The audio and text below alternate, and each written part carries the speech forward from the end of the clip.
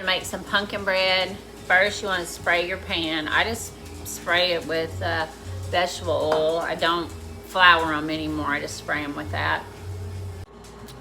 And I use Libby's pumpkin. I don't know. I've used the other. I made some cakes and breads a few years ago for a thing for my grandson that they were selling for earning money. And the first I picked up, like, they didn't have as many of these as I needed, and I could tell a big difference, or I could, in the taste.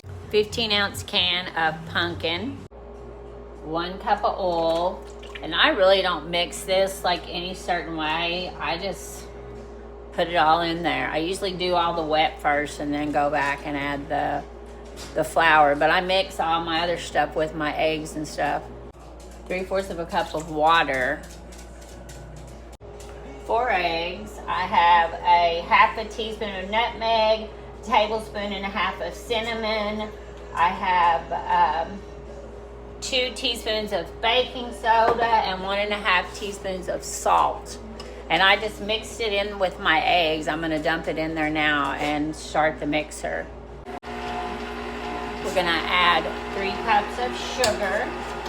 And then I'm gonna add, I think it's 3.5 cups of flour. Yeah, you can use self-rising or all-purpose. I usually use self-rising. Nuts are optional. And then the vanilla is at the end, and it is a teaspoon, and this is 350 for an hour, sometimes a little longer, sometimes a less. Just check it. And make sure you grease your bread pans or muffin pans, whatever you're going to use, however you're going to do it.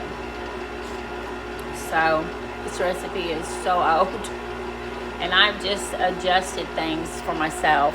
I have my sugar in there, and it's incorporating very nicely. I'll start adding the flour now. 3.5 cups of flour.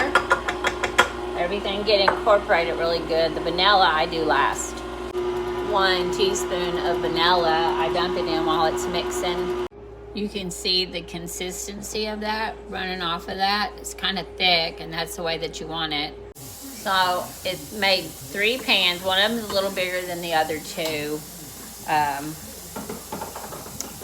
I'm putting it in the oven, so 350. So in about an hour, I'll have 3 loaves of pumpkin bread. The recipe's pretty easy. Have a great Sunday.